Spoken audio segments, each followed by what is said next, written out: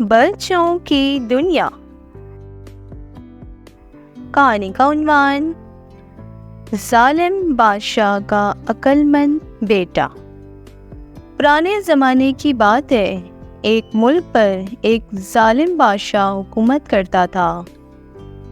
وہ اپنی رعایا پر طرح طرح کے ٹیکس لگاتا اور ٹیکس کے پیسے دوسرے ممالک میں جا کر فضولیات میں ضائع کرتا تھا۔ بادشاہ کو دیکھ کر وہاں کے تاجروں نے بھی عوام پر ظلم شروع کر دیا۔ 1 روپے والی چیز 5 روپے کی بیچ کر ناجائز منافع کماتے۔ بادشاہ کو اس سے کوئی غرض نہیں تھی کہ ملک میں کیا ہو رہا ہے، عوام کس حال میں ہے۔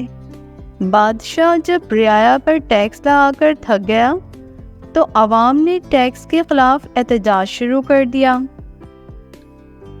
بادشاہ نے اس کا حل یہ نکالا کہ ایک دوسرے ملک سے سود پر کچھ رقم لی جو آمدنی سے زیادہ تھی۔ ملک قرض و سود کی دلدل میں دھنستا گیا۔ اسی دوران بادشاہ کا انتقال ہو گیا۔ بادشاہ کے انتقال کے بعد اس کا بیٹا بادشاہ بنا، جو نیک، صالح اور ایماندار تھا۔ وہ اپنی رعایا کو خوشحال دیکھنا چاہتا تھا۔ اس نے غریبوں پر ٹیکس ختم کر دیے اور امیر لوگوں پر ٹیکس لگا دیے تاکہ ملک کا قرضہ اتر سکے۔ لیکن تاجروں نے ٹیکس دینے کے بجائے چیزیں مہنگی کر دی اور طرح طرح کے جتن کرنے لگے کہ کسی طرح بادشاہ کی حکومت ٹھیک نہ چلے۔ جب بادشاہ کو خبر ہوئی کہ تاجر عوام سے چیزوں کی زیادہ قیمت وصول کر رہے ہیں اور مہنگائی میں اضافہ ہو رہا ہے تو بادشاہ کے ذہن میں ایک ترکیب آئی۔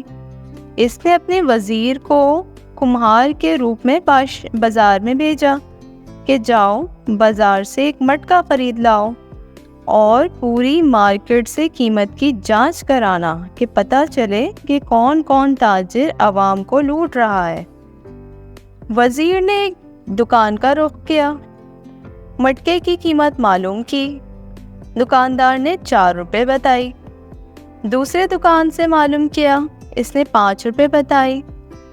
غرض کے سب دکانداروں نے مہنگائی کے لیے بادشاہ کو ہی ذمہ دار ٹھہرایا اور خود کو لاچار ظاہر کیا۔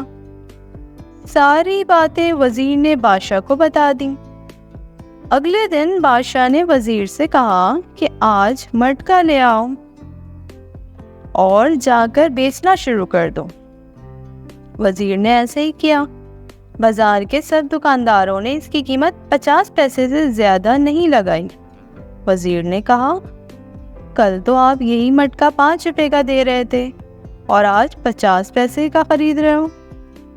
وزیر نے سب واقعات کا جائزہ لینے کے بعد بادشاہ کو جا کر ساری معلومات فراہم کر دی۔ بادشاہ نے ان تاجروں کو سخت سزا دی جو عوام کا خون چوس رہے تھے۔ چند ایک تاجروں کو جب سزا دی گئی تو باقی سب تاجر خود ہی راہ راست پر آ گئے۔ اس طرح تاجروں نے ٹیکس بھی دینا شروع کر دیا، جس سے ملک کا قرضہ بھی اتر گیا اور ہر چیز سستی ہو گئی اور ملک خوشحال ہو گیا۔ اب عوام نیک بادشاہ کو دعا دے رہے تھے۔